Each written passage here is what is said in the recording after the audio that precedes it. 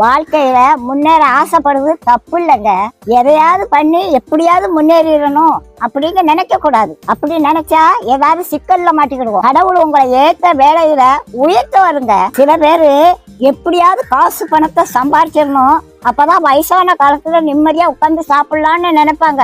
வயசான காலத்துல காசு பணம் எல்லாம் இருக்கும், ஆனா ஒன்னும் அனுபவிக்க முடியாது. பாட்டி வீட்டுல ஒரு எலி ரொம்ப நாளா தொண்டை பண்ணிக்கிட்டு இருந்தது. அதை எப்படியாவது பிடிச்சிடணும்னு கூண்டுக்குள்ள ஒரு தேங்காய் துண்டை குத்தி வச்சேன். ஒரு 9 மணிக்கு சத்தம் கட்டுச்சு, எலி மாட்டிக்கிட்டுச்சு. சரி இருக்கட்டும், காலையில எந்திரிச்சு காட்டு பக்கத்துல கொண்டு திறந்து விடுவோம் அப்படின்னு நினைச்சு தூங்கிட்டேன். காலையில பார்த்தா எலி உள்ளதான் இருந்துச்சு.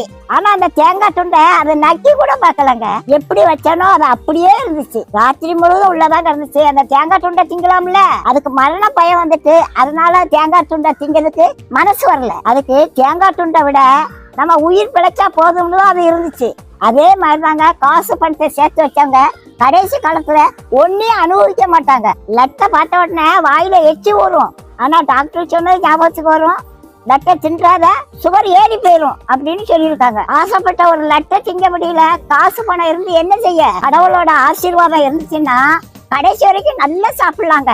நாளைய தினத்தை குறிச்சு கவலைப்படாதீங்க. அந்தந்த நாளைக்கு அந்தந்த நாளோட பாடு போதுங்க. இன்னைக்கு சாப்பாடு கொடுத்த கடவுள் நாளைக்கு சாப்பாடு கொடுப்பாரு. நீதி நேர்மை உண்மை உத்தமமா மட்டும் வாழுங்க. கடவுள் ஒரு நாளும் உங்களுக்கு ஒரு குறையும் வைக்க மாட்டாங்க.